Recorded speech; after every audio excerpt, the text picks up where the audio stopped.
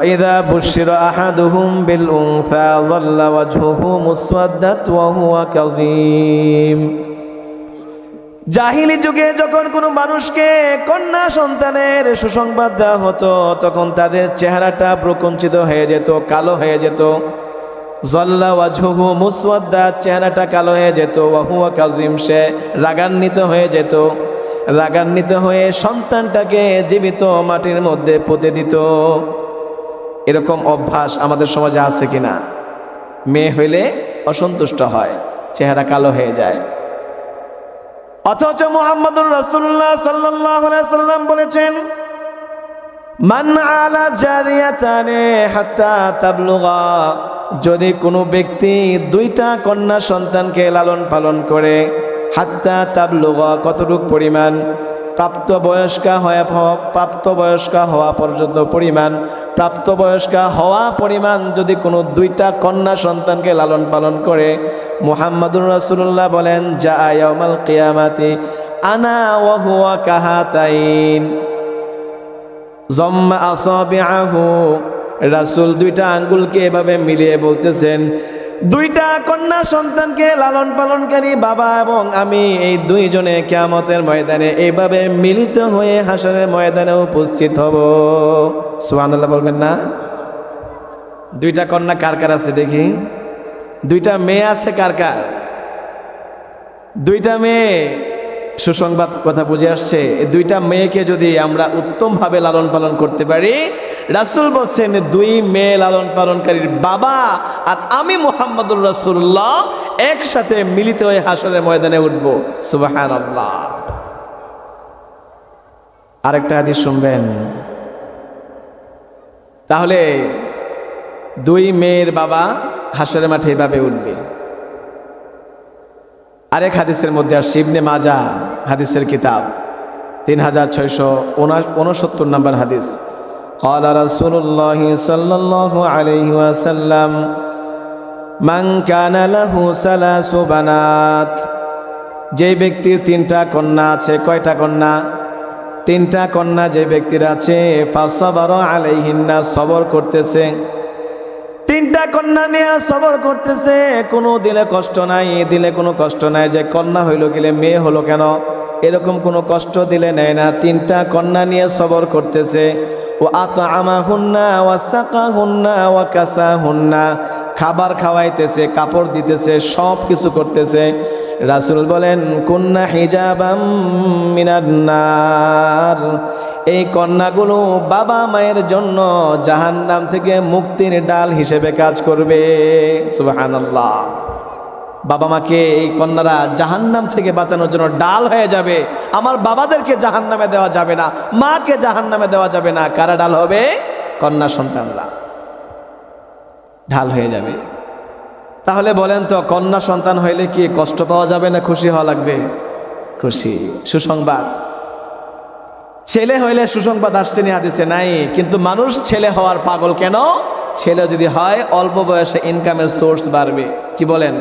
আর মেয়ে হইলে অল্প বয়সে ব্যয় করার রাস্তা খুলবো, কারণ অল্প বয়সে বিয়ে দিতে হইব, বিয়ে দিলে বিয়ে অনেক টাকা লাগবে, ব্যয় করার রাস্তা খুললো মেয়ে হলে। এই জন্য মেয়ে হলে অসন্তুষ্ট হয়, আর ছেলে হইলে ইনকামের সোর্স বাড়লো, খুশি হয়। এমন ফ্যামিলিও আছে মেয়ে হওয়ার কারণে যেই মহিলার গর্ভে মেয়েটা হয়েছে তার উপরে বিভিন্ন ধরনের নির্যাতন, টর্চারি করা হয়। বলা হয় মেয়ে হইল কে লেগা, তুই বাড়ির থেকে বের হও। আছে কিনা এরকম? বলেন। মেয়েটা দিছে কে? ইয়াহাবু লিমান ইয়াশাউ ইনাসাও ওয়া ইয়াহাবু লিমান ইয়াশাউ যুকুর। মেয়ে দিছে আল্লাহ তাআলা, যাকে চান মেয়ে দেন। ইয়াহাবু লিমান ইয়াশাউ ইনাসা, যাকে আল্লাহ চান মেয়ে দেন। ওয়া ইয়াহাবু লিমান ইয়াশাউ যুকুর, আল্লাহ যাকে চান ছেলে দেন। তাহলে ছেলে হওয়া মেয়ে হওয়া এটা কার অধিকার? আল্লাহ, কোনো মহিলার নয়, কোনো পুরুষেরও না। এই জন্য ছেলে হোক আর মেয়ে হোক খুশি থাকবো তো সবাই ইনশাল্লাহ। তাহলে ছেলে হইল ডান কানে আজান বাম কানে একামত, আর মেয়ে হলো ডান কানে আজান বাম কানে কি? কামত। 2 নাম্বার হক। 3 নাম্বার হক আকিকা করা। আমি সংক্ষেপে বলে দিচ্ছি। আকিকা এটা গুরুত্বপূর্ণ একটা মাসআলা। অনেক বিষয় অনেকে জিজ্ঞেস করতে চায়, জিজ্ঞেস করে আকিকা এটা একটা মুস্তাহাব আমল। ছেলে হলে ছেলের পক্ষ থেকে কয়টা বকরি বলেন তো? বলেন না কয়টা? মিনাল গোলামি শাতানে মুকাফি আতান। রাসূলের হাদিস বলেছেন যদি ছেলে সন্তান জন্ম হয় 2টা বকরি দেওয়া লাগবে। অলিল জারিয়াতি শাতুন, আর মেয়ে হইলে কয়টা বকরি? 1টা। পুরুষ হোক মানে বকরিগুলো নর হোক আর মাদি হোক, পুরুষ হোক আর মহিলা হোক, বেটা হোক বেটি হোক, যে ধরনের বকরি হোক না কেন এটার মধ্যে কোনো পার্থক্য নাই। অনেকে বলে শুধু পুরুষ বকরি দিয়ে দেওয়া লাগবে, মহিলা দিয়ে দেওয়া যাবে না, বলে কি না? কোনো পার্থক্য নাই, পুরুষ মহিলা যেটাই দেন, ছেলের ক্ষেত্রে 2টা, মেয়ের ক্ষেত্রে 1টা। গোশত খাওয়া যাবে কিনা? সবাই খাইতে পারবে, ধনী গরিব আত্মীয় স্বজন নিজে, এমনকি যার আকিকা হইতেছে ওই ব্যক্তিও তার নিজের আকিকার গোশত খাইতে পারবে, সবাই খাইতে পারবে। কুরবানির পশুর মধ্যে যদি আকিকা শরীক হইতে চান তাহলে নিজের যে অংশটা আছে সেটা দেওয়া লাগবে। এটা দেওয়ার পরে ছেলের জন্য গরুতে 2টা শরীক আর মেয়ের জন্য গরুতে কয়টা? 1টা শরীক। কথা বুঝে আসছে? আরও বিভিন্ন যদি মাসলা থাকে আপনারা জেনে নেবেন। তাহলে আকিকা করা এটা হলো সন্তানের আরেকটা হক। 4 নাম্বার হক সন্তানের সুন্দর একটা নাম রাখা। হায় হায়, সমাজের নাম নিয়ে কত বাড়াবাড়ি। হুজুর একটা নাম রেখে দেন, আনকমন হইতে হইব, এই নাম যেন জীবনে কেউ না রাখে এমন হইতে হইব, বলে কি না? অথচ সুন্দর নাম কি দেখেন আল্লাহ রাসূল কি বলছেন? আহাব্বুল আসমাই ইলাল্লাহ আব্দুল্লাহ ওয়া আব্দুর রহমান।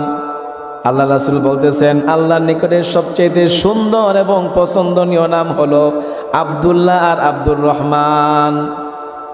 আল্লাহর কাছে সবচেয়ে পছন্দনীয় এবং সবচেয়ে মহাব্বতের নাম 2টা কি বলেন? বলেন না কি নাম? আব্দুল্লাহ আর আব্দুর রহমান। কে আছেন আব্দুল্লাহ আব্দুর রহমানের বাবা? দেখান তো একটু। নেই? এই মাশাআল্লাহ, 1জন 2জন আব্দুল্লাহ আব্দুর রহমানের বাবা। আল্লাহ তাআলা কবুল করেন। তাহলে সন্তানের সুন্দর নাম রাখা আব্দুল্লাহ আব্দুর রহমান। আরও রাখতে পারেন মুহাম্মদ। মুহাম্মদ কার নাম বলেন? আমাদের নবী হযরত মুহাম্মদ সাল্লাল্লাহু আলাইহি সাল্লাম। আল্লাহ রাসূল বলেছেন সাম্মু বিইসমি, তোমরা সন্তানের নাম রাখো আমার নামে। রাসূল বলেছেন সাম্মু বিইসমি, তোমরা সন্তানের নাম রাখো আমার নামে নাম রাখো। রাসূলুল্লাহ সাল্লাল্লাহু আলাইহি সাল্লামের কাছে যদি সন্তান আনা হতো, ছোট বাচ্চাদেরকে তাহনিক করার জন্য আনা হতো। তাহনিক কি?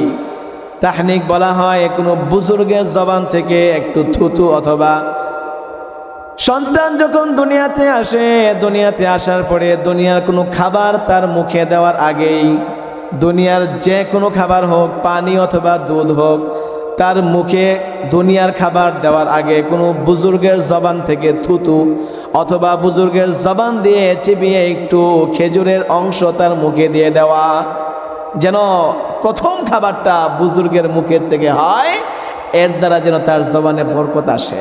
কথা বুঝে আসছে? এর নাম তাহনিক। রাসূলের কাছে যখন বাচ্চাদেরকে তাহনিক করার জন্য আনা হতো, রাসূল সাল্লাল্লাহু আলাইহি ওয়াসাল্লাম বাচ্চাদের তাহনিক করার পরে অনেক বাচ্চাদের নাম রাসূল সাল্লাল্লাহু আলাইহি ওয়াসাল্লাম মুহাম্মদ রেখে দিতেন। মুহাম্মদ এটা বরকতের নাম। আল্লাহ তাআলা মুহাম্মদ নামটাকে কোরআনের মধ্যে উল্লেখ করেছেন মুহাম্মাদুর রাসূলুল্লাহ। মুহাম্মদ নামে আল্লাহ তাআলা কোরআনে একটা সূরাও নাজিল করেছেন, সূরাতু মুহাম্মদ। প্রতিদিন 5 ওয়াক্ত নামাজের যে আজান হয়, আজানের মধ্যে আছে আশহাদু আন্না মুহাম্মাদার রাসূলুল্লাহ, আছে কিনা? মুহাম্মদ বরকতের নাম, এই জন্য মুহাম্মদ নাম রাখা এটা একটা বরকতের নাম। নামের একটা প্রভাব আছে আসর পরে শরীরে, চিন্তাধারা, মন মানসিকতা, শারীরিক সুস্থতার উপরে নামের একটা প্রভাব পড়ে। একজনের নাম হলো সাকিম। কি নাম বলেন? সাকিম। কিন্তু লোকটা খালি অসুস্থ থাকে, অসুস্থ, সুস্থ আর হয় না। কেন হয় না? সাকিম নামের অর্থে অসুস্থতা। এই যে নাম রাখছে সাকিম, এই নামের একটা প্রভাব তার শরীরে পড়ছে, সুস্থই হইতে চায় না। আরেকজনের নাম হলো সালিম। সালিম আছে কিনা? সেলিম, সালিম যেটাই বলেন। সালিম ব্যক্তিটা সারাক্ষণ সারা জীবন সুস্থই থাকে, অসুস্থ আর হয় না। কেন? সালিম নামের অর্থ হলো সুস্থ, নিরাপদ। এই নামের বরকতে তার অসুস্থতা হয় না, সে সুস্থ থাকে। নামের একটা প্রভাব আছে কিনা বলেন? এই জন্য কেমন নাম রাখবো? উত্তম নাম রাখবো। আবু দাউদ শরীফের হাদিস 4948, 4948 নম্বর হাদিসের মধ্যে আসছে, ক্বালা রাসূলুল্লাহ সাল্লাল্লাহু আলাইহি ওয়াসাল্লাম, ইন্নাকুম তুদআউনা ইয়াওমাল কিয়ামাতি বিআসমাইকুম ওয়া আসমাই আবাইকুম, তোমাদেরকে কিয়ামতের ময়দানে আল্লাহ তাআলা তোমাদের নাম ধরে ধরে, তোমাদের বাবার নাম ধরে ধরে তোমাদেরকে ডাকা হবে। সন্তানের প্রথম শিক্ষক হলো তার বাবা মা। বলেন, প্রথম শিক্ষক কে? বাবা মা। ঘর থেকে সন্তানটা আসে, প্রাথমিক শিক্ষা অর্জন করবে, তার বাবা তাকে প্রাথমিক শিক্ষা দিবে, মা তাকে প্রাথমিক শিক্ষা দিবে, ঘর থেকে সে শিখবে। কারণ সন্তানটা ছোট যখন জন্ম হয় দুর্বল থাকে। আল্লাহ তাআলা বলতেছেন, ওয়াল্লাযী খালাকাকুম মিন দু'ফিন সুম্মা জা'আলা মিন বা'দি দু'ফিন কুওয়া সুম্মা জা'আলা মিন বা'দি কুওয়াতিন দু'ফান ওয়া শাইবা। আল্লাহ রাব্বুল আলামিন তোমাদেরকে সৃষ্টি করেছেন দুর্বল অবস্থায়, দুর্বল করে তোমাদেরকে সৃষ্টি করেছেন। দুর্বলতার পরে আবার আল্লাহ তাআলা তোমাদেরকে শক্তি দিয়েছেন। এই শক্তিকে আল্লাহ তাআলা একসময় ছিনিয়ে নিয়ে আবার তোমাদেরকে আল্লাহ দুর্বল বানায় দিবেন। প্রথম দুর্বলটা হলো বাচ্চা, যখন জন্ম হয়, জন্ম হওয়ার পরে সে দুর্বল। হাত আছে, হাতের কোনো কার্যকারিতা নাই। পা আছে, পায়ের কোনো কার্যকারিতা নাই। জবান আছে, জবানের কার্যকারিতা নাই। সব কিছু তাকে তার বাবা মা করে দিতে হয়, হয় কিনা বলেন? এই সময় সন্তানটাকে যদি আমি আমার শরীয়ত অনুযায়ী দিনদারিতার সাথে যদি গড়ি, এই সন্তানটা বড় হয়ে দিনদারি হবে। আমি বাবা মা হয়ে সন্তানের জন্য কাপড় পছন্দ করব। কাপড়টা যদি সুন্দর শালীন কাপড় হয়, এই কাপড় পরতে পরতে সে যখন বুঝবে, তার আকল যখন ফুটবে, তখন সে এই সুন্দর কাপড় পরাই শিখবে। সন্তানের চুল কাটেন, চুল ছোট বাচ্চাদের চুল গার্ডিয়ান কেটে দেয়, সে কি বুঝে চুলের ভাবটা কি? চুল বড় রাখলে ভাবটা কি আসে, তার প্রেস্টিজটা কি হয়, সেটা বুঝে না। বাবা মা চুলগুলি বড় বড় করে কাটে, এরপরে যখন সন্তানের বুঝ হয়, চুলটা বড় রাখলে ভালো লাগা যখন সে বুঝে, তখন 1000বার আপনি ছোট করতে বললো সে ছোট করতে রাজি না। কেন? ঘরের তালিম সে পায় নাই। বাবা মা যে শিক্ষক ছিল, এই শিক্ষক থেকে উত্তম আদর্শ শিক্ষা সে পায় নাই। এই জন্য রাসূল কি বলেছেন? বুখারী শরীফের হাদিস 1418 নম্বর হাদিস, قال رسول الله صلى الله عليه وسلم كل مولود يولد على الفطرة فأبواه يهودانه أو ينصرانه أو يمجسانه। প্রত্যেকটা আদম সন্তান ইসলাম ধর্ম গ্রহণ করার যোগ্যতা নিয়ে এসে দুনিয়াতে আসে, মায়ের পেট থেকে ভূমিষ্ঠ হয়। এরপরে বাবা মা তাকে নাসারা বানায় দেয়, বাবা মা তাকে ইহুদি বানায় দেয়, বাবা মা তাকে উল্টা পাল্টা শিক্ষা দিয়ে মাজুসি বানায় দেয়। যদি সেটা মুসলমানের বাচ্চাও হয়, মুসলমান যদি পুরুষ মহিলা মুসলমান হয়, আর যদি শরীয়ত অনুযায়ী না চলে, শরীয়ত মোতাবেক যদি মহিলা না চলে, তাহলে তার অশরীয়তের বাহিরে চলার কারণে, সন্তানদেরকে শরীয়তের বিরুদ্ধে চলার কারণে এই সন্তানগুলো বড় হয়ে শরীয়তওয়ালা সন্তান হয় না। একজন মুসলমান বাবা মা যদি হয়, বাবা মা যদি দিনদারি না হয়, দিন না বুঝে সন্তানগুলোকে এভাবে লালন পালন করে, যখন বড় হয় সন্তানগুলো দিনদার হয় না। এই জন্য বলেন, প্রথম শিক্ষাটা সে কোথায় থেকে নিবে? বলেন, কার কাছ থেকে নিবে? বাবা মার কাছ থেকে। সালাম শিখাবেন, সালাম কিভাবে সালাম দিতে হয়। আলহামদুলিল্লাহ, আমি আমার সন্তানের কথা যদি বলি, ঘরের যখন কলিং বেল দেই, দরজাটা খোলার পরে ছোট্ট বাচ্চা 5 বছরের ছেলে আমার, আসসালামু আলাইকুম ওয়া রাহমাতুল্লাহি ওয়া বারাকাতুহু, এটা তালিম। আপনি যখন বাসায় যাবেন, ঘরে যাবেন, আপনার সন্তানকে আপনি সালাম দেন। সন্তানকে সালাম দেন, 1 দিন দিবেন, 2 দিন দিবেন, 1 সপ্তাহ দিবেন, 10 দিন সালাম দিবেন। 10 দিন পরে দেখবেন বাসায় গিয়ে দরজায় নক করার পরে সাথে সাথে ভিতর থেকে সালামের আওয়াজ আসবে, আসসালামু আলাইকুম ওয়া রাহমাতুল্লাহ। আসবে কিনা বলেন? শিক্ষা। এই জন্য সন্তানের প্রথম শিক্ষক কে বলেন? বাবা মা। নামাজ শিখান, হুজুর আলোচনা করে গেছেন নামাজ শিখানো। 7 বছর বয়স হলে নামাজের আদেশ করা। মুরু আওলাদাকুম বিসসালাত, রাসূল বলেছেন যখন সন্তানের বয়স 7 বছর হয়, আওলাদাকুম মুরু আওলাদাকুম বিসসালাতি ওয়া হুম আবনাউ সাবঈ সিনিন। সন্তানের বয়স যখন 7 বছর হয়, 7 বছর বয়স থেকে তোমরা সন্তানদেরকে নামাজ পড়ার আদেশ করো, শুধু আদেশ। ওয়াদরিবুহুম আলাইহা ওয়া হুম আবনাউ আশার। যখন সন্তানের বয়স 10 বছর হয়ে যায়, নামাজের আদেশ করার পরেও যদি নামাজ না পড়ে, তখন তাদের উপরে লাঠি দিয়ে আঘাত করো। ওয়াদরিবুহুম, আঘাত করো, মারো, নামাজ না পড়লে। কত বছর বয়সে? 10 বছর। 7 বছরে আদেশ, 10 বছরে লাঠি দিয়েছে, লাঠি আঘাত। ওয়াফাররিকু বাইনাকুম ফিল মাদাজি', 10 বছর যখন হবে সন্তানকে তোমাদের বিছানা থেকে আলাদা করে দাও। এখন আর মায়ের সাথে থাকার সুযোগ নাই, আলাদা বিছানা থাকতে হবে। কারণ সে এখন বুঝে মায়ের সাথে থাকলে বিভিন্ন কারণে তার চরিত্র, তার অভ্যাস নষ্ট হতে পারে। এই জন্য রাসূল বলেছেন আলাদা করে দাও। কত সুন্দর ইসলাম আদর্শ দিয়েছে, দিক নির্দেশনা দিয়েছে। যদি মানতে পারি আমাদের ফ্যামিলি সুষ্ঠু ফ্যামিলি হবে, ফ্যামিলি ঠিক হয়ে যাবে। ফ্যামিলি ঠিক হলে পরিবার ঠিক হয়ে যাবে, সমাজ ঠিক হবে, দেশ ঠিক হয়ে যাবে। হবে কিনা বলেন? ইসলামের রুলস মানা লাগবে, নীতি মানা লাগবে, আদর্শ মানা লাগবে। কত সুন্দর আদর্শ ইসলাম দিয়েছে। তাহলে প্রাথমিক শিক্ষা কে দিবে বলেন? বাবা মা দিবে। নামাজ, নামাজ পড়লে সম্মান যিনি বাড়ায় দেন তিনি কে বলেন? নামাজ পড়লে মন থেকে অশান্তি দূর হয়, নামাজ পড়লে মনে প্রশান্তি আসে, নামাজ পড়লে সব ধরনের ভ্রান্তি, সব ধরনের অন্যায় অশ্লীল দূর হয়ে যায়। ইন্নাস সালাতা তানহা আনিল ফাহশাই ওয়াল মুনকার। আল্লাহ তাআলা বলেছেন নিশ্চয়ই নামাজ প্রত্যেকটা মুসল্লিকে, প্রত্যেকটা ব্যক্তিকে সব ধরনের অন্যায় অশ্লীল কাজ থেকে বিরত রাখে। প্রশ্ন করতে পারেন কত মানুষ নামাজ পড়ে এরপরও তো উল্টাপাল্টা করতে আছে, করে কিনা? তাহলে নামাজ যে অন্যায় কাজ থেকে বিরত রাখে, তারে তো রাখলো না। সে নামাজও পড়ে, অন্যায় কাজও করে। প্রশ্ন হয় কিনা বলেন তো? সমাধান কি? সমাধান হইল নামাজ অন্যায় কাজ থেকে বিরত রাখবে, রাখে, এটা 100% শিওর, 100% সত্য কথা। বাকি আমি কেন বিরত থাকতে পারলাম না, এটার দায় হলো আমি আমার নামাজটাকে সুন্দর করে পড়তে পারি নাই। নামাজ যেভাবে পড়ার দরকার সেভাবে নামাজ যদি পড়ি, অবশ্যই অবশ্যই আল্লাহর কসম করে বলা যায় সে নামাজ আমাকে অন্যায় থেকে বিরত রাখবে, অন্যায় থেকে ফিরাবে।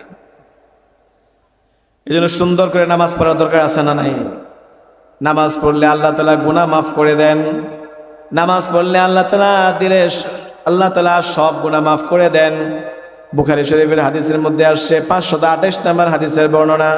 ক্বালা রাসূলুল্লাহ সাল্লাল্লাহু আলাইহি ওয়াসাল্লাম লাউ আন্না নাহরান বিবাবি আহাদিকুম, যদি তোমাদের কারো ঘরের সামনে, কারো ঘরের দরজার সামনে যদি একটা নহর থাকে, পুকুর থাকে, ইয়াগতাসিলু ফি কুল্লি ইয়াউমিন 5 মাররাত, এই পুকুরের মধ্যে প্রতিদিন সে 5 বার গোসল করে। কয়বার? প্রত্যেক দিন 5 বার গোসল করে সেই পুকুরের মধ্যে। রাসূল বলছেন বলো দেখি তার শরীরে কোনো নাপাকি থাকবে কিনা, তার শরীরে কোনো নাপাকি থাকবে কিনা তোমরা বলো দেখি। সাহাবায়ে কেরাম বলছেন যে না না, 5 বার যদি গোসল করে তার শরীরে কোনো নাপাকি থাকবে না, শরীরটা পরিষ্কার হয়ে যাবে। আল্লাহ রাসূল সাল্লাল্লাহু আলাইহি ওয়াসাল্লাম বলেন এই যে দৃষ্টান্ত দিলাম এটা হলো 5 ওয়াক্ত নামাজের দৃষ্টান্ত। কোন ব্যক্তি যদি প্রতিদিন 5 ওয়াক্ত নামাজকে যথাসময়ে সময় মতো সুন্দর করে আদায় করতে পারে, আল্লাহ রাসূল সাল্লাল্লাহু আলাইহি ওয়াসাল্লাম বলেন এই নামাজ আদায় করার মাধ্যমে আল্লাহ তাআলা তার জীবনের সব গুনাহকে আল্লাহ তাআলা মোচন করে দেন। সুবহানাল্লাহ। আরেক হাদিসের মধ্যে আসে, মুসলিম শরীফের হাদিস, মান তাতাহহারা ফি বাইতিহি সুম্মা মাশা ইলা বাইতিম মিন বুয়ুতিল্লাহ, যে ব্যক্তি ঘরে ওযু করলো, ওযু করে আল্লাহ তাআলার ঘর মসজিদের দিকে রওনা হয়ে গেছে, লিয়াকদি ফারিযাম মিন ফারাইজিল্লাহ, আল্লাহ তাআলার ফরজ নামাজ আদায় করার জন্য মসজিদের দিকে চলে গেছে। আল্লাহ রাসূল বলেন তার 2টা কদম হয়, একটা কদমের মাধ্যমে তার গুনাহ মাফ হয়ে যায়, আর একটা কদমের মাধ্যমে তার মর্যাদা আল্লাহ তাআলা বুলন্দ করে দেন। সুবহানাল্লাহ। তাহলে নামাজের দ্বারা গুনাহ মাফ হয় কিনা? পড়বো তো সবাই ইনশাআল্লাহ। মসজিদে কি মুসল্লি দেখা যাবে তো ইনশাআল্লাহ? আজকে থেকে নিয়ত করেন এই পর্যন্ত যা হয়েছে শেষ, যা করছি শেষ, এগুলো আমরা কাজা করব, যা হয় নাই এখন থেকে নিয়ত করি আগামীকাল ফজর থেকে এই যে রাত্রে ওয়াজ শুনতেছি, কোনো লাভ নাই, 1 পয়সার কোনো ফায়দা নাই যদি ফজরটা আমার কাজা হয়ে গেল, কোনো লাভ নাই। এই জন্য নিয়ত করেন ফজর থেকে ইনশাল্লাহ আমরা নামাজ ধরবো, 5 ওয়াক্ত নামাজ জামাতে পড়বো, মসজিদটা ভরপুর থাকবে, থাকবে তো ইনশাল্লাহ। আল্লাহ তাআলা তৌফিক দান করে সন্তানদেরকে নামাজ শেখাবো। এরপরে যখন আমার ফ্যামিলির তালিম শেষ হয়ে যাবে, সন্তানদেরকে একটু বড় হবে, তাদেরকে শরীয়তের গভীর তালিম শিক্ষা দেওয়ার জন্য, শরীয়তের পূর্ণ শিক্ষা দেওয়ার জন্য, কোরআন হাদিসের শিক্ষা দেওয়ার জন্য কোথায় পাঠাবো? কোথায় পাঠাবো বলেন? মাদ্রাসায়। আমার তালিম শেষ, এখন যখন বুঝ হয়েছে শরীয়তের পূর্ণ শিক্ষা অর্জনের জন্য, কোরআন হাদিসকে ভালো করে বোঝার জন্য মাদ্রাসায় সন্তানদেরকে দেওয়া। সন্তানকে হাফেজে কোরআন বানানো, আলেম বানানো, কি ফজিলত! হাফেজে কোরআন যদি আমার সন্তান হয়, আমার সন্তান যদি হাফেজে কোরআন হয়, আমার সন্তান যদি আলেম হয়, আমি মরে যাব, আমার কবরে শান্তি যিনি পৌঁছাবেন তিনি কে? আল্লাহ।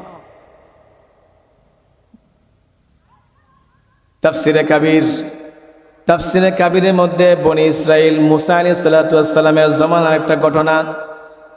হযরত মুসা আলাইহিস সালাতু ওয়াস সালাম কবরস্থানের পাশ দিয়ে যাইতেছে, যাওয়ার সময় দেখে একটা কবরবাসী অনেক কষ্টে আছে, অশান্তিতে আছে।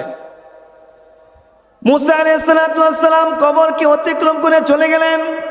আবার যখন তিনি ফিরে আসলেন, ফেরার সময় সে কবরের পাশ দিয়ে যাইতেছে, যাওয়ার সময় দেখে যে কবরবাসীটা একটু আগে অশান্তিতে ছিল, সেই কবরবাসীটা এখন কবরের মধ্যে শান্তিতে আছে। প্রশ্ন হয় কিনা, কি ব্যাপার? একটু আগে দেখলাম তোমার অশান্তি, এখন দিয়ে তুমি শান্তিতে আছো, ব্যাপার কি? মুসা আলাইহিস সালাম প্রশ্ন করলেন, ইয়া সাহিবাল কবর, হে কবরওয়ালা, একটু আগে দেখলাম অশান্তিতে ছিলে, এখন দিকে তুমি প্রশান্তিতে আছো, কি ব্যাপার? কবরওয়ালা, আল্লাহ কবর থেকে আওয়াজ আসছে, ও জমানার মুসা, পয়গম্বর মুসা, আমি যখন দুনিয়া থেকে ইন্তেকাল করেছি, আমার স্ত্রীর গর্ভে একটা সন্তান ছিল।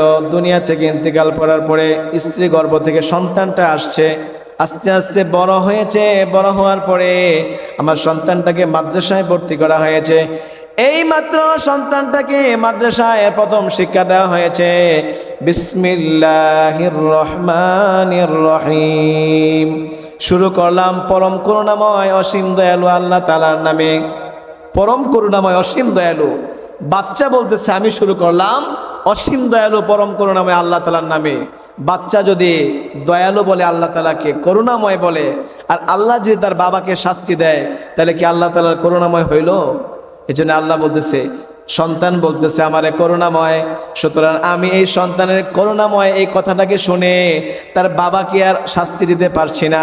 এই জন্য সন্তানের প্রথম সবক শুরু করার কারণে আমি তার বাবাকে অশান্তি থেকে শান্তিময় বানায় দিয়েছি। সুবহানাল্লাহ। কিসের কারণে? সন্তানের মাদ্রাসার প্রথম শিক্ষার বরকতে। হাফেজে কোরআন, একজন আলেম, হাদিস থেকে পাওয়া যায় 4 শ্রেণীর বাবা মা জান্নাতি। কয় শ্রেণীর বলেন?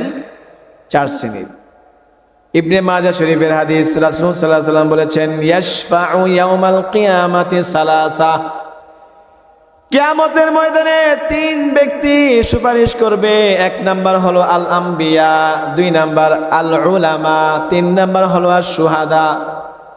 নবীরা সুপারিশ করবে উম্মতের জন্য, উলামায়ে কেরাম সুপারিশ করবে তার বাবা মা এবং আত্মীয় স্বজনের জন্য, শহীদরাও সুপারিশ করবে। আল্লাহ রাসূল বলেছেন, হাফেজে কোরআনের সুপারিশ ইউশাফাউ ফি আশরিন মিন বাইতি আহলিহি মিন আহলি বাইতিহি।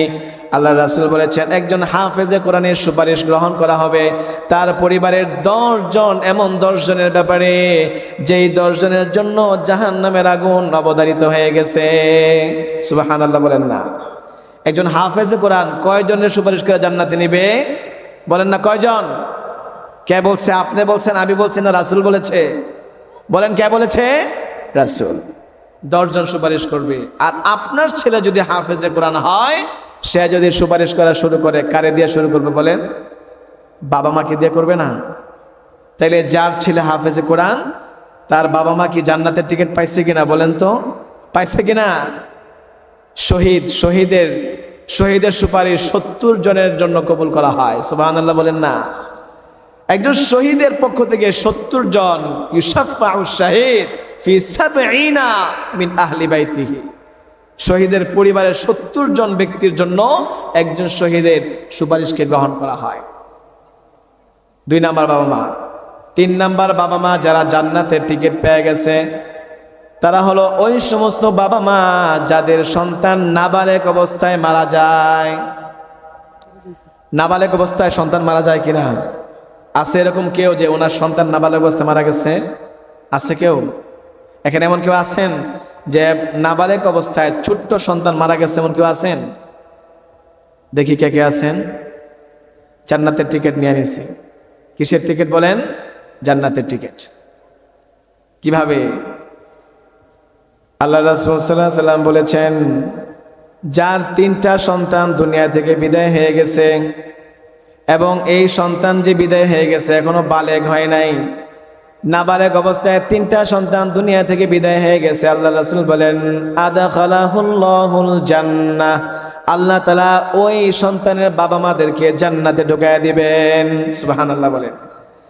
সাহাবায়ে কেরাম জিজ্ঞেস করলেন, ওয়াইস নাইন, 3 জন সন্তান যদি দুনিয়া থেকে বিদায় হয় তাহলে জান্নাতে তো যাবে, যদি কারো 2 সন্তান মারা যায় তাহলে সেও কি জান্নাতে যাবে কিনা?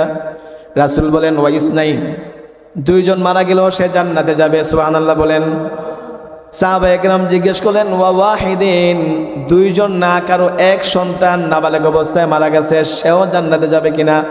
রাসূল বললেন, ওয়া ওয়াহিদিন, অবশ্যই অবশ্যই একজন সন্তানও যদি কারো নাবালেগ অবস্থায় মারা যায় ওই একজন সন্তানের বাবাকেও মাকেও আল্লাহ তাআলা জান্নাতে দিয়ে দিবেন। সুবহানাল্লাহ। মুসনাদ আহমদ হাদিসের কিতাব 16021 নম্বর হাদিস। ক্বালা রাসূলুল্লাহ সাল্লাল্লাহু আলাইহি ওয়াসাল্লাম, ইয়াকুলুল্লাহু লিল বিলদান ইয়াউমাল কিয়ামাতি উদখুলুল জান্নাহ, আল্লাহ তাআলা কিয়ামতের ময়দানে ছোট ছোট বাচ্চাদেরকে বলবে, উদখুলুল জান্নাহ, জান্নাতে যাও, জান্নাতে যাও, কারণ তোমরা ছোট নাবালেগ অবস্থায় মাসুম ছিলে, তোমাদের কোনো গুনাহ হয় নাই, মাসুম অবস্থায় তোমরা দুনিয়া থেকে বিদায় হয়েছো, তোমাদের গুনাহ নাই, তোমাদের কোনো আমলও লেখা হয় নাই, তোমরা জান্নাতে চলে যাও। ফায়াকুলুন, ছোট বাচ্চারা বলবে, লা হাত্তা ইয়াদখুলু আবাউনা ওয়া উম্মাহাতুনা, ছোট বাচ্চারা আল্লাহ তাআলাকে বলবে, না না না, আমরা জান্নাতে যাইব না, যতক্ষণ না আমাদের বাবা আমাদের মা জান্নাতে যাবে ততক্ষণ আমরা জান্নাতে যাইতে রাজি না। সুবহানাল্লাহ। আল্লাহ তাআলা দেখবেন নাসুর বান্দা বাচ্চারা জান্নাতে যাইতে রাজি না, এই জন্য আল্লাহ তাআলা বাচ্চাদেরকে বলবেন, বুঝতে পারছি বাবা মা না নিয়ে জান্নাতে যাইবা না, ঠিক আছে, উদখুলুল জান্নাতা আনতুম ওয়া আবাউকুম, যাও যাও তোমরা নিজেরাও জান্নাতে যাও, তোমাদের বাবা মাদেরকে নিয়ে তোমরা জান্নাতে চলে যাও। তাহলে ছোট বাচ্চা যদি মারা যায় দুঃখ নিব না খুশি হব? খুশি হন আল্লাহর কাছে।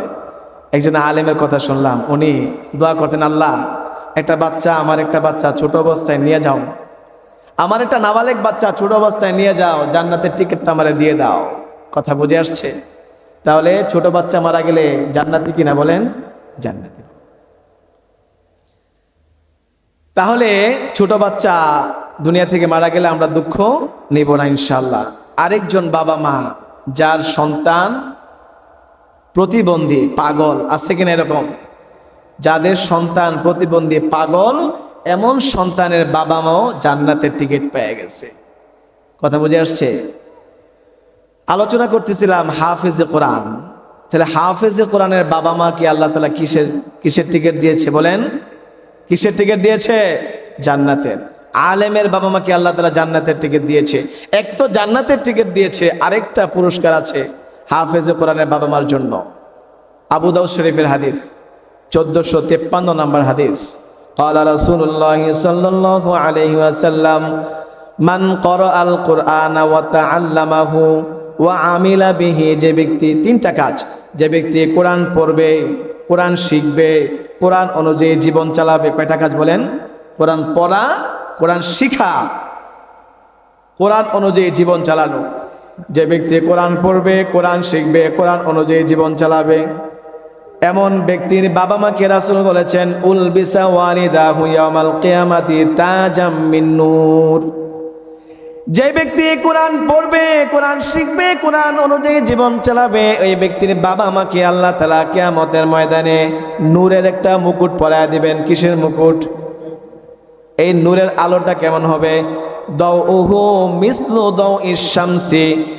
বাড়িতে, ঘরের ভিতরে যদি সূর্যটা নেমে আসে, আপনার বাড়িতে, দুনিয়ার কোনো ঘরের ভিতরে যদি সূর্য চলে আসে, ঘরটা কেমন আলো হইবে বলেন তো? আল্লাহ রাসূল বলছেন ঘরের ভিতরে সূর্য চলে আসলে ঘরটা যেরকম আলোকিত হয়, ওই নূরের আলোটা তার চাইতেও বেশি হবে। বলেন সুবহানাল্লাহ। শুধু মাথায় মুকুট দিবে এমন নয়, আল্লাহ রাসূল বলেছেন ইউকসায়ানে হুল্লিয়াতাইন। হাফেজে কোরআনের বাবা মাকে দুইটা পোশাক পরানো হবে। লা ইয়াকুমু বিহিমা আদ-দুনিয়া। দুনিয়াতে যে দুই পোশাকের কোনো মূল্য দেওয়া সম্ভব নয়, এই দুইটা পোশাক পরানোর পরে ইয়াকুলানে, বাবা মা বলবে বিমা ইউকসায়ানে হাদা, এই দুইটা পোশাক কেন আমাদেরকে পরানো হলো? আল্লাহ তাআলা বলবেন বিআখজি ওয়ালাদিকুমাল কুরআন। পরানো হয়েছে কেন? তোমার সন্তান কোরআন গ্রহণ করেছে, কোরআন শিখেছে, কোরআন অনুযায়ী জীবন চালিয়েছে, এর বরকতে তোমাদেরকে হাসরের ময়দানে আল্লাহ তাআলা সম্মানিত করেছেন। সুবহানাল্লাহ। বলেন আমার বানানো কথা? এই কি বানায় বলতেছি? কোত্থেকে বলতেছি? রাসূলের হাদিস। অবিশ্বাস আছে কারণ? সন্দেহ আছে? সহিহ হাদিস, রাসূল বলেছেন। রাসূলের কথার মধ্যে যদি কারো সন্দেহ থাকে, আপনি ধরে নেন ঈমানটা চলে গেছে। ঈমান কি হয়ে গেছে? তাহলে হাফেজে কোরআনের বাবা মাকে যদি মুকুট পরানো হয়, হাফেজে কোরআনের ফায়দাটা কি, লাভটা কি? হাদিসের মধ্যে আসছে قال رسول الله صلى الله عليه وسلم يقال لصاحب القرآن يوم القيامة। কিয়ামতের দিন একজন হাফেজে কোরআনকে বলা হবে, আল্লাহ তাআলা বলবেন ইকরা ওয়ারতাকি, ইকরা ওয়ারতাকি, তেলাওয়াত করো আর উঠতে থাকো, উঠতে থাকো। কোরআনে আয়াত কয়টা? কোরআনে কয়টা আয়াত বলেন? 6666 বলে অনেকে, কেউ 34, একাধিক বর্ণনা আছে। বাকি 6600-র উপরে। বলেন কত? 6600-র উপরে। ধরেন 6666টা আছে কোরআনের আয়াত। আল্লাহ বলছেন ইকরা ওয়ারতাকি, ইকরা ওয়ারতাকি, আয়াত পড়ো আর উপরে উঠতে থাকো। ওয়ারাতিল কামা তুরাতিলু ফিদ দুনিয়া ওয়া মানজিলাতুকা ইনদা আখির আয়াতিন তাকরাউহা। পড়তে থাকো আর উপরে উঠতে থাকো। যেভাবে দুনিয়াতে তেলাওয়াত করতে, ওরকম তারতিলের সাথে তেলাওয়াত করতে থাকো। পড়তে পড়তে উঠতে উঠতে তোমার সর্বশেষ ঠিকানা হবে ওইটা, যেখানে গিয়ে তোমার কোরআনের আয়াত শেষ হবে। ওই শেষ আয়াত যেই জায়গায় শেষ হবে, ওইটাই হলো তোমার ঠিকানা। কত তালা বলেন? কয়তালা? দুনিয়ার মধ্যে সবচেয়ে বড় টাওয়ার কোনটা আছে বলেন? দুবাইয়ের বুরুজ আল খলিফা ধরেন, 100 কত তালা? 63 না 65, এরকমই মনে হইতে পারে। দুনিয়াতে 163 তালা আপনার উপরে হয়তো উঠা যায় যদি কেউ উঠতে চায়, কিন্তু এর উপরে দুনিয়াতে ওঠার সুযোগ আছে। কিন্তু একজন হাফেজে কোরআন হাসরের মাঠে কয় তালায় উঠবে? 6666 তালায়। সুবহানাল্লাহ বলবেন না? তাহলে এমন সন্তানের বাবা হইতে কে কে রাজি আছি বলেন তো? কে কে রাজি আছি? হাফেজে কোরআনের বাবা হওয়ার জন্য তৈরি আছি তো ইনশাল্লাহ? এখানে এমন কে আছেন যে ওনার ছেলে হাফেজ হয়ে গেছে অলরেডি? আছেন কেউ? হাফেজ হয়ে গেছে এমন কেউ আছেন? নাই, পেলাম না। তাহলে সামনে হওয়ার ইচ্ছা আছে না? আল্লাহ তাআলা কবুল করেন। এর জন্য সন্তান কি ঘরে বসায় রাখবেন না মাদ্রাসায় দিবেন? মাদ্রাসায় দিবেন তো ইনশাল্লাহ। আর অনেক কথা, তো সন্তানদেরকে মাদ্রাসায় ভর্তি করাবো ইনশাল্লাহ, করাবো তো ইনশাল্লাহ। আপনাদের মাদ্রাসা, এই মাদ্রাসা 3 জিনিস দিয়া চলে। কয় জিনিস বলেন? উস্তাদ, ছাত্র, এলাকাবাসীর উন্নয়ন, এলাকাবাসীর আর্থিক সহযোগিতা। এই 3টা জিনিস মাদ্রাসার প্রয়োজন হয়। উস্তাদরা আছেন আলহামদুলিল্লাহ, আপনাদের সন্তানদেরকে মাদ্রাসায় দিবেন, উস্তাদরা মেহনত করবে, আরো যত যাবতীয় জরুরত আছে, আর্থিক জরুরত আপনারা পুরা করবেন তো ইনশাল্লাহ। মাদ্রাসা কোনো জরুরতে যদি প্রয়োজনে আপনাদেরকে ডাকা হয়, আসবো তো সবাই ইনশাল্লাহ নাকি? আমরা সবাই ইনশাআল্লাহ স্বতঃস্ফূর্তভাবে নিজের সর্বস্ব দিয়ে একটা মাদ্রাসায় যদি আমরা পুরা দাঁড় করিয়ে যেতে পারি, কায়েম করে যেতে পারি, এই মাদ্রাসা থেকে যতদিন পর্যন্ত ক্বাল আল্লাহ ক্বাল রাসূলুল্লাহ উচ্চারণ হবে ততদিন পর্যন্ত আমি কবরে শুয়ে, কিসের মাধ্যমে? এটা কবরে শুয়ে আমরা কি পাবো? সওয়াব পেতে থাকবো। কবরে শুয়ে রয়েছি কিন্তু সওয়াব ঠিকই আসতেছে। হাসরের ময়দানে আপনি দাঁড়াবেন, সওয়াবের পাহাড় আপনার সামনে পেশ করা হবে। এত সওয়াব কোত্থেকে আসলো? জীবনে কোরআন তেলাওয়াত করি নাই, এত তেলাওয়াতের সওয়াব কোত্থেকে আসছে? নামাজ পড়ি নাই, অল্প নামাজ পড়ছি, এত নামাজের সওয়াব আসলো কোত্থেকে? ওই যে মাদ্রাসার ছাত্ররা তেলাওয়াত করছে, ছাত্ররা নামাজ পড়ছে, সব কিছু আমার সহযোগিতার কারণে আল্লাহ তাআলা এই সওয়াবটা আমার আমল নামায় দিয়ে দিয়েছে। সুবহানাল্লাহ বলবেন না? সর্বশেষ, সময় তো হয়ে গেছে অনেক, শেষ একটা হক বলে শেষ করে দিচ্ছি। এই যে আমরা অনেকে সমাজে আমাদের সন্তানদেরকে সম্পদ দেই কিনা, বলেন সম্পদ দেই কিনা? জীবদ্দশায় সন্তানদেরকে সম্পদ দিয়েছেন এমন কেউ আসেননি যে আমি আমার সন্তানরে জীবিত থেকে কিছু সম্পদ দিয়ে যেতে চাই? আছেন এরকম? কারো ইচ্ছা আছে? ইচ্ছা যদি থাকে মাসলা শোনেন, এটা সন্তানের একটা হক। যদি জীবিত অবস্থায়, আমি জীবিত বাবা, আমি যদি আমার সন্তানদেরকে জীবিত থাইকা সম্পদ দিয়ে যেতে চাই, এটার নাম হলো হাদিয়া। এটার নাম কি বলেন? এটার নাম কি বলেন না? এর নাম কি? হাদিয়া। আর আমি মারা যাওয়ার পরে সন্তান যে সম্পদটা পায় এটার নাম হলো মিরাস। এটার নাম কি? যেটা ওয়ারিস বলেন। কি বলেন? ওয়ারিস বলেন না? ওয়ারিস হয় মারা যাওয়ার পরে, আর জীবিত অবস্থায় যে সম্পদ দেওয়া হয় এটা ওয়ারিস না, মিরাস না, এটার নাম কি? হাদিয়া। এটার নাম কি বলেন? এখন মাসলা বুঝেন। জীবিত অবস্থায় যদি সন্তানদেরকে আপনি সম্পদ দিয়ে যাইতে চান, ছেলে হোক আর মেয়ে হোক, সবাইকে সমান সমান দেওয়া লাগবে। কি পরিমাণ দেওয়া লাগবে? আপনি জীবিত অবস্থায় দিলে মেয়ে 2/1 ছেলে 2 ভাগ পাবে, এরকম না। হাদিয়া এটা, আর হাদিয়া কম বেশি করা যায় না, সমান সমান দিতে হয়। মাসলা নতুন লাগতেছে নাকি? নতুন লাগতেছে না? আপনি জীবিত অবস্থায় যদি সন্তানদেরকে দিয়ে যেতে চান, ছেলে হোক মেয়ে হোক, সবাইরে সমান দেওয়া লাগবে। বুখারী শরীফের হাদিস। নু'মান ইবনে বাশির রাদিয়াল্লাহু তাআলা আনহু বলেন, আতাবি আবি ইলা রাসূলিল্লাহ সাল্লাল্লাহু আলাইহি সাল্লাম। ছেলের নাম নু'মান, বাবার নাম কি? বাশির। বলেন, ছেলের নাম কি? নু'মান, বাবার নাম বাশির। নু'মান বলতেছে, আতানি আবি আতাবি আবি ইলা রাসূলিল্লাহ, আমার বাবা বশির আমাকে নিয়ে রাসূলের কাছে আসছে। আয়েশা বলতেছে, ইয়া রাসূলুল্লাহ, নাহালতু ইবনি হাদা গোলামান, আমার এই যে নু'মান নামে যে সন্তানটা, এই সন্তানটার একটা গোলাম দিছি। রাসূল বলছেন তোমার অন্যান্য সন্তান যারা আছে সবাইরে কি তার মতো গোলাম দিছো কিনা? উনি বলছেন, লা, দেই নাই। রাসূল বলছেন, ফারজিহু, যেটা দিছিলা ফিরায় নাও। ওয়াত্তাকুল্লাহ ওয়া'তাদিলু বাইনা আওলাদিকুম, আল্লাহকে ভয় করো আর সন্তানদের মধ্যে সম্পদ বন্টনের ক্ষেত্রে সমান সমান সমঝোতা খেয়াল রাখো। সমঝোতার প্রতি খেয়াল রাখো। তুমি জীবিত আছো, সন্তানকে যদি সম্পদ দিতে চাও সমান সমান দেওয়া লাগবে। এই ছেলেকে দিবা, এই ছেলেকেও দেওয়া লাগবে, এই মেয়েকেও দেওয়া লাগবে, সমান সমান দেওয়া লাগবে। আর আমার ইন্তেকালের পরে যদি আমার সম্পদটা সন্তানদের মধ্যে ভাগ হয়, তখন মেয়ে পাবে অর্ধেক, আর 2 মেয়ের সমপরিমাণ পাবে কয়জন? 1 ছেলে। এটা জানা আছে তো নাকি? 2 মেয়ের সমপরিমাণ 1 ছেলে পাবে। এটারও কারণ আছে, সময় শেষ, বলতে পারতেছি না। মেয়েরা বলবে যে আমাদের অর্ধেক কেন আর আমার ভাইয়ের 2 ভাগ কেন? প্রশ্ন হইতে পারে না? এক মুসল্লি, কিছু টাকা আছে, বাবা মারা গেছে, বলছে টাকা দিই আমাদের ভাই বোনদের মধ্যে ভাগ করে দেন। তা আমি ভাগ করে দিছি।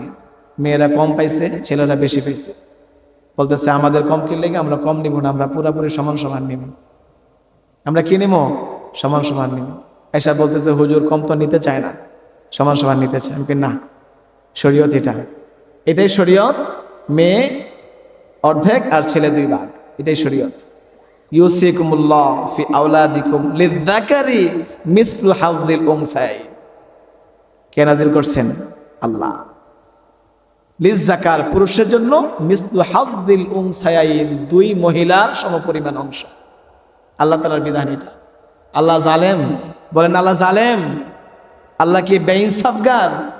বলেন। আল্লাহ তাআলা কোনো বেইনসাফগার না, আল্লাহ জালেম না। লাইসা বিযাল্লামিল লিল আবিদ, আল্লাহ তাআলা বান্দাদের প্রতি জুলুমকারী নন। তাহলে